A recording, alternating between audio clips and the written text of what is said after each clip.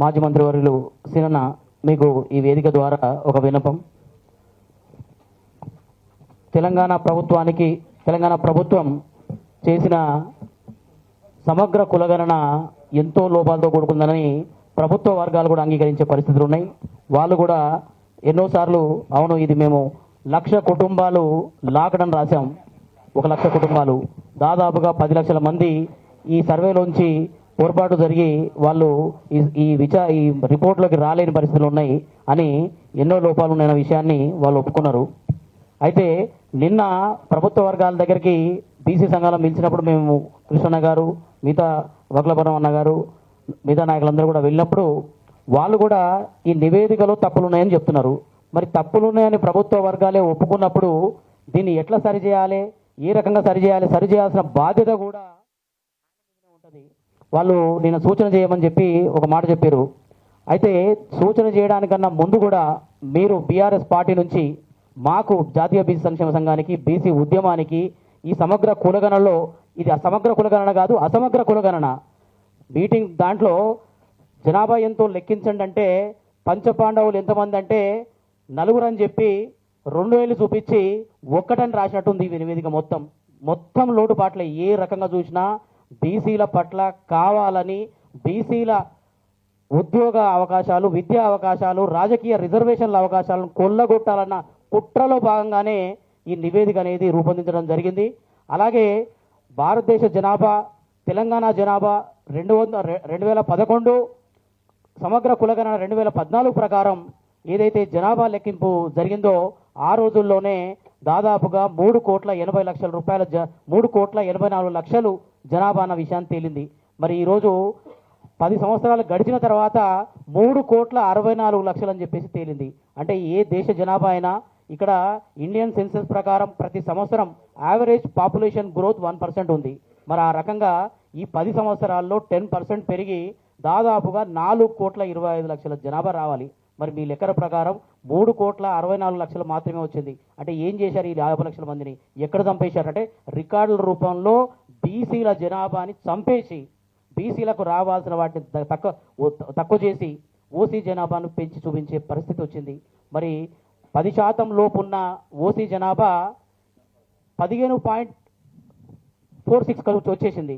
అంటే ఈడబ్ల్యూఎస్ రిజర్వేషన్ల కోసం జాతీయ బీసీ సంక్షేమ సంఘం గత కొన్ని రోజులుగా ఇది అన్యాయం జరుగుతోంది, 10% లోపు ఉన్న వాళ్ళకు, 10% లోపు ఉన్న జనాలకు 10% రిజర్వేషన్ ఏంది, ఈ దాన్ని మీరు పరిశీలించి దాన్ని జనాభాకు అనుగుణంగా తగ్గించాలని చెప్పేసి మేము పోరాటం మొదలుపెట్టగానే ఎక్కడ ఈడబ్ల్యూఎస్ అంటే ఓసీ వర్గాలకు రావాల్సిన రిజర్వేషన్ దక్కకుండా పోతాయనో చెప్పేసి వెంటనే దాన్ని 15% పైగా చూపించడం జరిగింది. అంటే ఈడబ్ల్యూఎస్ 10% రిజర్వేషన్లను కాపాడుకోవాలనే కుట్రలోనే ఓసీ జనాభాను పెంచడం జరిగింది.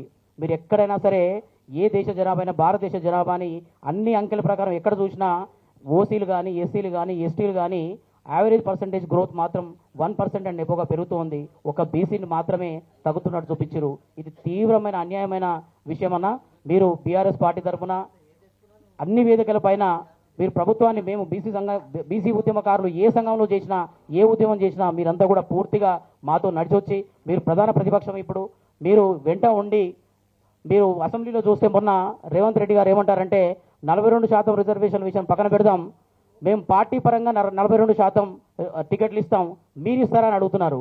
మేము ఎప్పుడు కూడా పార్టీలను బీఫామ్లో రిజర్వేషన్లు ఇమ్మని అడగలేదు, బీఫామ్లో మీరు 42% ఇమ్మని అడగలేదు. మాకు న్యాయంగా మేమెంతో మాకంతా, మాకు జనాభా వాటా ప్రకారం మాకు రావాల్సిన వాటా న్యాయంగా 42% మీరు డిక్లరేషన్ ఇచ్చారు కాబట్టి ఆ డిక్లరేషన్ ప్రకారం మాకు 42% స్థానిక సంస్థలో రిజర్వేషన్లు చట్టబద్ధంగా చేయాలని చెప్తున్నాం. వీళ్ళు చట్టబద్ధంగా చేసే ఉద్దేశం లేని కారణంగా రకరకాల కారణాలు చెప్తూ మనం మీరు చూశారు అసెంబ్లీలో ఒకరోజు ప్రత్యేక సమావేశాన్ని ఏర్పాటు చేసి అది ఒక డ్రామా కంపెనీలాగా పొద్దున వస్తారు, మాకు సమయం లేదని చెప్పి పోస్ట్పోన్ చేస్తారు. వచ్చిన తర్వాత మంత్రి గారు చెప్పిన అంతకుముందు 2 రోజుల క్రితం చెప్పిన వివరాలని మళ్ళీ చెప్పి ముగించేసిరు. అంటే మీకు నిజంగా ఉద్దేశం ఉంటే, చట్టబద్ధంగా రిజర్వేషన్ కల్పించాలనే ఉద్దేశమే ఉంటే అసెంబ్లీ ప్రత్యేక సమావేశాల్లోనే మీరు దీనిపైన చట్టం చేసేవాళ్ళు. మీరు దీని వెనుక ఏదో కుట్ర ఉంది కాబట్టి ఈ కుట్రను మేము సాగరించేది లేదు.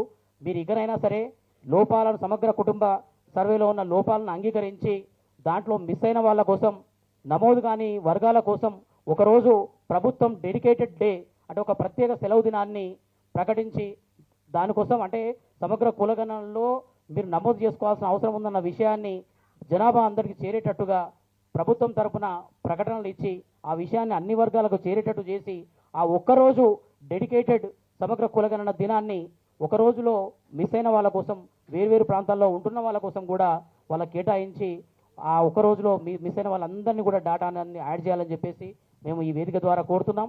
దీనికి ప్రధాన ప్రతిపక్షంగా బీఆర్ఎస్ పార్టీ నుంచి మద్దతు కూడా అడుగుతున్నాం. మీరు కుటుంబ సర్వేని సమగ్రంగా పరిశీలించి దాన్ని తగు రకంగా అంటే సమగ్ర పరిశీలన చేయడానికి ఒక నిపుణుల కమిటీని కూడా వేయాల్సిన అవసరం ఉంది. దాంట్లో స్టాటిస్టిక్స్ నిపుణులు కానీ సామాజికవేత్తలు కానీ బీసీ ఉద్యమకారులందరినీ కూడా దాంట్లో యాడ్ చేసి ప్రభుత్వ అధికారులు ఎవరైతే ఈ రకంగా ఈ సర్వేలో నిమగ్నమై ఉన్నారో డెడికేటెడ్ కమిషన్ కానీ బీసీ కమిషన్ కానీ వీళ్ళందరితో కలిపి ఒక కమిషన్ను ఏర్పాటు చేసి దీంట్లో ఉన్న లోపాలన్నింటినీ కూడా సవ్యంగా సవరిస్తే తప్ప మనకు రేపొద్దున రాబోయే ఇప్పుడు మేము 42% రిజర్వేషన్లు అనేది స్థానిక సంస్థల రిజర్వేషన్ల కోసమే కాదు. ఈ రిపోర్టు రేపొద్దున భవిష్యత్తులో రాబోయే విద్య ఉద్యోగ రేపు మున్ముందు 2020లో రాబోతున్న నియోజకవర్గాల పునర్విభజన విభజనలో కూడా ఈ జనాభా రిపోర్ట్ అనేది ప్రామాణికంగా ఉంటుంది. మనం ఈ లోపాన్ని 50 లక్షల జనాల లోపాన్ని కనుక సవ్యంగా చేసుకోకపోతే భవిష్యత్తులో అన్ని రకాలుగా అన్ని రంగాలుగా బీసీలు నష్టపోతారన్న ఈ విషయాన్ని మీరందరూ కూడా గమనించి మీ ప్రతి వేదికలో మీ మద్దతు ఉండాలని చెప్పేసి ప్రభుత్వానికి కూడా మీరు కామారెడ్డి డిక్లరేషన్లో 42% ఒప్పుకున్న విషయాన్ని ఇస్తామన్న విషయాన్ని కూడా చెప్తున్నారు కాబట్టి దానికి న్యాయపరమైన ఇబ్బందులు రాకుండా ఎలాంటి పరిస్థితుల్లో కూడా కోర్టుల్లో ఈ కేసు విషయంలో కానీ ఇంకే రకంగా కూడా న్యాయపరమైన ఇబ్బందులు రాకుండా చూసుకోవాల్సిన బాధ్యత కూడా మీదే ఉంది. 42% చట్టపరంగా చేయండి. దాని తర్వాత స్థానిక సంస్థల రిజర్వేషన్లో 42%తో పాటుగా మనం స్థానిక సంస్థల ఎలక్షన్లు కంప్లీట్ చేసుకుందాం. ఎందుకంటే స్థానిక సంస్థల ఎలక్షన్లు రేపో మాపో అని చెప్పి పేపర్ లీకేజీలు ఇస్తున్నారు. రేపో మాపో కాదు, 42% రిజర్వేషన్లని అసెంబ్లీలో చట్టబద్ధంగా చేసిన తర్వాతనే స్థానిక సంస్థల ఎలక్షన్లవి సంబంధించిన నోటిఫికేషన్ వేయాలి. దాని తర్వాత సమయం తీసుకొని ఈ నివేదికలో ఉన్నవన్నీ కూడా ఈ లోపాలు ఏవైతే ఉన్నాయో నిపుణుల కమిటీ ద్వారా ఇది చేయాలని చెప్పేసి ఈ వేదిక ద్వారా తెలియజేస్తున్నాం.